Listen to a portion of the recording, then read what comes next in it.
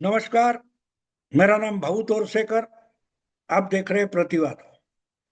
दोस्तों, हम साथ साथ मिलकर कुछ करना चाहते हैं तो एक दूसरे की खामियां नहीं निकालते। एक दूसरे के सामने इकट्ठा काम करने के लिए शर्तें नहीं रख सकते। और तीसरी बात, एक दूसरे का फायदा उठाने की कोशिश नहीं करेंगे, क्योंकि हमारा अगर समान उद्देश्य है, हम एक कार से जा रहे हैं और गाड़ी बीच में बंद पड़ती है, तो दोस्त चला रहे तो हम धक्का मारने के लिए नीचे उतर जाते हैं। तो धक्का मारना इसका मतलब आप नौकर बन गए, ऐसा नहीं होता। यह समझदारी की बात होती है। इसलिए जब हम साथ साथ कुछ काम करना चाहते हैं तो एक दूसरे की मदद करते हैं, ना कि एक दूसरे के खिलाफ दांव पेच करते हैं। और जब साथ मिलकर काम करना होता है उसको ही गठबंधन बोला जाता है। कि जो काम अकेले नहीं हो सकता, वो मिलजुल कर करना होता है, उसको गठबंधन बोला जाता है। लेकिन हमारे देश में हम अलग अलग गठबंधन बनते, बिगड़ते और हारते हुए देखते हैं। इसका एक ही कारण होता है कि हर गठबंधन में जो जो पार्टियां समाविष्ट होती है वो समझती है कि दूसरे से मेरा फायदा हो और मेरा फायदा उसको ना मिले। पिछली बार आपको याद होगा, उत्तर प्रदेश में जब लोकसभा का चुनाव हो रहा था 2019, उस वक्त समाजवादी पार्टी और बहुजन समाज पार्टी, इनका गठबंधन बना था। लेकिन बहुजन समाज पार्टी का वोट जहां जरूरी था वहां समाजवादी पार्टी के कैंडिडेट को नहीं मिला, तो वो बेचारे हार गए। लेकिन समाजवादी पार्टी का जो वोट था वो अच्छी तरीके से बहुजन समाज पार्टी के उम्मीदवार को मिला, तो वो तो जीत गए। जिस मायावती के पार्टी को 2014 में एक भी सीट लोकसभा में जितना पॉसिबल हुआ नहीं, जीरो पर आ गई थी, वो मायावती 2019 के चुनाव में समाजवादी पार्टी के साथ जाकर 10 सीटों तक पहुंची। और बेचारा अखिलेश और उसकी समाजवादी पार्टी 2014 में पास थी, 2019 में भी पास कर रहे हैं। इसका कारण यह है कि जब आप गठबंधन बनाते हो तो एक दूसरे के मदद के लिए आगे होना जरूरी होता है। और जब लोकसभा या बहुत फैला हुआ मतदान क्षेत्र होता है तो उसमें दूर दूर गांव गांव में अगर एक जाति के दूसरे जाति से झगड़े हैं, एक मोहल्ले का दूसरे मोहल्ले से दुश्मनी होती है, तो उससे भी वोट, नेता इकट्ठा होने से वोट इकट्ठा नहीं होते। और इसलिए जब गठबंधन किया जाता है उसको पूरा समय देना जरूरी होता है कि भाई नेता एक साथ बैठेंगे, चाय पिएंगे, खाना खाएंगे। लेकिन जब वार्ड लेवल पर, मोहल्ला लेवल पर आप आ जाते हो, तब एक बात होती है कि जो लोकल लेवल पर कार्यकर्ता और नेता, स्थानीय नेता होते हैं, उनमें जो आपस में दुश्मनी होती है उसको मिटाना पड़ता है, उसको दोस्ती में कन्वर्ट करना पड़ता है। और उसके लिए बहुत समय लगता है कि ये पर्सनल दुश्मनी होती है। लखनऊ में या दिल्ली में बैठे पार्टियों के नेता है, वो एक मिनट में एक टेबल के आमने सामने बैठकर दुश्मनी को दोस्ती में बदल सकते हैं। लेकिन ये बात गांव में, मोहल्ले में, बस्ती में, कस्बे में उतनी आसान नहीं होती। उनको मना मना कर एक दूसरे के सामने लाना पड़ता है। और जब आएंगे थोड़े शर्मा के, थोड़े गुस्से में, एक दूसरे से नजर मिलाएंगे, उसमें ही एक दो महीने निकल जाते हैं।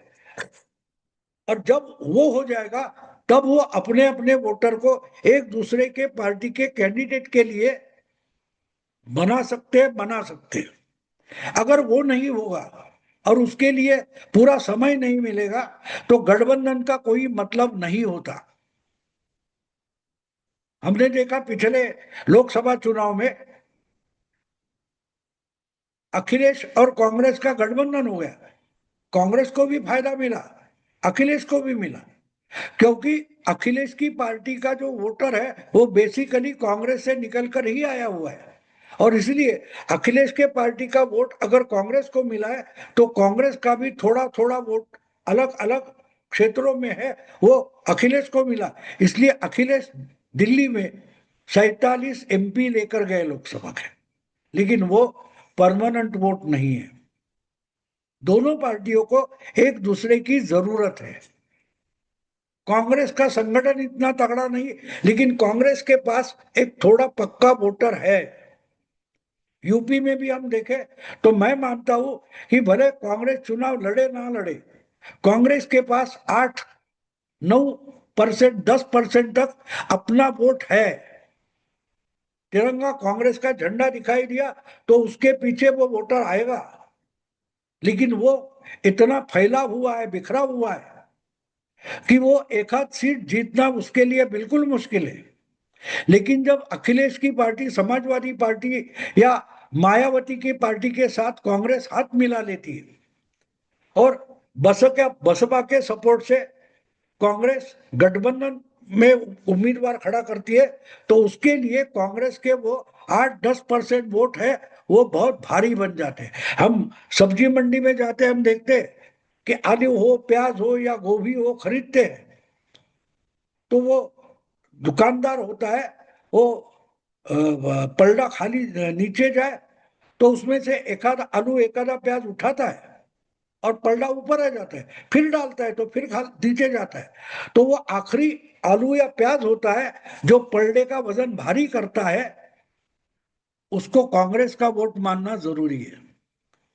अखिलेश को अगर उत्तर प्रदेश में अपने वोट पर जीतना है तो उसके लिए आखिरी 1-2 आलू कांग्रेस के जरूरी है, जो पलड़ा भारी करते हैं। और उस चुनाव क्षेत्र में समाजवादियों का भी कैंडिडेट जीत सकता है। जैसे यहाँ समाजवादियों का कैंडिडेट जीतेगा, वैसे दूसरे जगह जहां कांग्रेस का कैंडिडेट रहेगा वहां भारी सोशलिस्ट समाजवादी वोटर रहेगा, लेकिन फिर वो भी जीत सकते हैं। तो दोनों को एक दूसरे की जरूरत है। लोकसभा में हमने देखा 42-44 ऐसी सीटें दोनों की मिलकर आई। इसका कारण दोनों के एक दूसरे से वोट ट्रांसफर हो गए। लेकिन इसका मतलब ये नहीं सिर्फ अखिलेश को कांग्रेस के मदद की जरूरत है, कांग्रेस को भी अखिलेश के मदद की जरूरत है। भारी नुकसान अखिलेश का होगा, लेकिन वैसे भी कांग्रेस का कोई फायदा अखिलेश के सिवा होने वाला नहीं है। और इसलिए एक बात साफ है कि ये गठबंधन दोनों पार्टी के लिए फायदेमंद होगा। तो इसलिए अगर बीच कांग्रेस के आज विधानसभा में सिर्फ 2 या 3 सीटें होगी, 2 या 3 MLA हो गए, 403 में अगर 2-4 MLA है, तो अगर वो आंकड़ा 30-40 तक चला जाए तो वो तो कांग्रेस अकेले की दम पर नहीं कर सकती। अगर अखिलेश साथ होगा तो ही हो सकता है।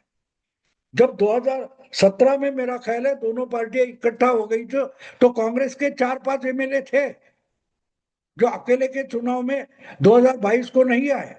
तो इसलिए बोल रहा हूं कि जब आप गठबंधन करते हो तो आप एक दूसरे के सामने शर्त नहीं रखते। लेकिन आज जो खबरें आ रही है वो अगर हम देखें तो कांग्रेस का जो प्रभारी है, जो ओरिजिनल कांग्रेस वाला नहीं है, जो आम आदमी पार्टी से निकलकर कांग्रेस में आ गया 2-3 साल पहले, और आज राहुल गांधी ने उसको उत्तर प्रदेश का प्रभारी बना दिया है। तो पहली बात यह होती है कि जो कल कांग्रेस में आया है, अगर आप उसको प्रभारी बनाते हो तो लोकल लेवल के जो जिले के वगैरह कांग्रेस के नेता है उनको ये बात पसंद नहीं आती। जो 2 साल पहले तक हमारे पार्टी में नहीं था और हमारी उम्र ही पार्टी में चली गई है, तो ये आकर हमको डिक्टेट करेगा, ऑर्डर देगा, ये हमको पसंद नहीं। ऐसा मानने वाला बहुत सारा कार्यकर्ता होता है। हाईकमान को उनकी इज्जत रखनी चाहिए। और इसलिए लोकल लेवल पर जो नेता है कांग्रेस के, उनको साथ लेकर उनसे सलाह मशवरा करके आगे की रणनीति तय करना जरूरी है। लेकिन जो प्रभारी आया है वो तो हवा में है, राजेंद्र पाल गौतम नाम का।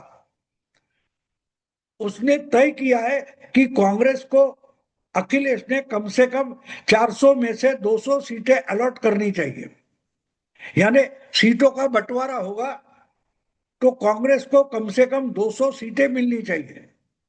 अरे पिछली बार 100 सीटें दे दी थी 2017 में, कितने कांग्रेस चुनकर लाई? कांग्रेस कितनी सीटें ला सकी? 105 शायद सीटें कांग्रेस को समाजवादी पार्टी ने दी थी, उसमें से 4 तक नीचे आ गई कांग्रेस, 4 या 7 कांग्रेस के एमएलए चुनकर आए, यानी 90 से सीटें ज्यादा कांग्रेस हार गई 100 सीटें देने के बाद। सीट के बंटवारे में 100 सीटें कांग्रेस के पल्ले में आई और कांग्रेस उसमें से 4 या 5 एमएलए चुनकर लाई। इसका मतलब उसमें से 90 से ज्यादा जगह पर भाजपा के लिए कांग्रेस का कैंडिडेट आसान सीट बना देता है। वही बात बिहार में भी हुई है। तो इसलिए जो बात तेजस्वी यादव सोचता है वही अखिलेश भी सोचता है। 400 में अगर 100 भी सीटें कांग्रेस को दे दे तो बीजेपी के लिए 80-90 सीट बिल्कुल आसान बन जाएगी। यानी बीजेपी को मदद करने के लिए ही कांग्रेस को सीटें छोड़ो, ये अखिलेश के लिए नुकसान की बात होती है। इसलिए अखिलेश सोचता है कि 100 सीटें भी इस बार कांग्रेस को नहीं देंगे, कांग्रेस को नहीं देंगे। इसका कारण बात साफ है, कांग्रेस लोकसभा में सिर्फ 6 सीटें चुनकर लाई, जबकि उनको कुछ 12-15 सीटें दी गई थी, आधी भी नहीं जीत पाई। लेकिन अखिलेश का स्ट्राइक रेट अच्छा है। चुनाव के जो भाषा होती है उसमें स्ट्राइक रेट बोला जाता है, यानी आपने कितनी सीटें लड़ी और उसमें से कितने जीत पाए। तो अगर कांग्रेस का स्ट्राइक रेट 20 या 25% से कम है, इसका मतलब ये होता है कि आपको 100 सीटें अलॉट की तो आप ज्यादा से ज्यादा 20 या 25 चुनकर ला सकते हो, मतलब 70, 75, 80 सीटें हार सकते हो। और हारने का मतलब वो सीट बीजेपी जीत जाएगी। अखिलेश को उसकी चिंता है, अखिलेश को उसकी चिंता है। कांग्रेस को सीट छोड़ना मतलब बीजेपी को छोड़ना। और इसलिए अखिलेश ने तय किया है कि किसी भी कारण से 50 सीटों से ज्यादा कांग्रेस को नहीं देंगे। और राजेंद्र पाल गौतम अड़ा है कि हमको तो 200 सीटें चाहिए, यानी 4 गुना। अगर 200 सीटें कांग्रेस को छोड़ी जाती है तो एक बात साफ है, बीजेपी के लिए 150, 170, 60 सीटें वहां से ही निकल आएंगे। कांग्रेस के खिलाफ कांग्रेस बीजेपी खड़ी होती है तो बीजेपी आराम से जीत जाएगी 80%, 80%। और इसलिए अखिलेश कांग्रेस को 50 से ज्यादा सीटें बिल्कुल देना नहीं चाहता।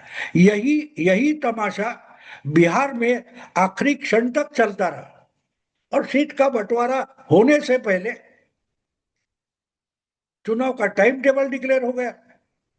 और जब आखिर में सीट का बंटवारा हो गया उसके बाद भी 10 जगह आरजेडी और कांग्रेस एक दूसरे के खिलाफ फ्रेंडली फाइट में लड़े थे। गड़बड़ आपकी समझ में आई होगी। ये तरीका है दोस्तों इनका। आप गठबंधन करते हो तो एक दूसरे को मदद करनी है। कांग्रेस को 200 सीट की जरूरत नहीं है, आपकी पार्टी में उतनी जान है ही नहीं। आप 50 सीटें ले लो और 50 में पूरी ताकत झोंक दो अखिलेश को साथ लेकर, और 35 सीटें भी कांग्रेस जीत कर आई तो बहुत भी समझो 25-30 साल के बाद कांग्रेस के लिए वो बड़ी जीत हासिल होगी। तो आंकड़े बड़े बड़े बोलना, नाम बड़े और दर्शन खोटे। तो उत्तर प्रदेश का चुनाव कहां जा रहा है ये आप समझ सकते हो। मैं बोल रहा हूं जुलाई में, और शायद 6 महीने में उत्तर प्रदेश में वोटिंग होगी। मतलब चुनाव की सरगर्मियां शुरू होने के लिए सिर्फ 4 महीने बचे और ये आपस में एक दूसरे से लड़ रहे हैं और गठबंधन की भाषा बोल रहे हैं, एक दूसरे के लिए छोटा त्याग करने के लिए राजी नहीं है। तो जो एक के साथ एक क्या लड़ेंगे? आमने सामने बैठकर चर्चा करने की भी इच्छा इनमें दिखाई नहीं देती। ये गठबंधन क्या करेंगे और गठबंधन क्या लड़ेगा, और लड़ेगा ढंग से नहीं तो क्या जीतेगा? आप सोचिए उत्तर प्रदेश का चुनाव किस तरफ जा रहा है। मैं रुकता हूं। अगर वीडियो पसंद है तो लाइक कीजिए, शेयर कीजिए और प्रतिवाद को सब्सक्राइब कीजिए। नमस्कार।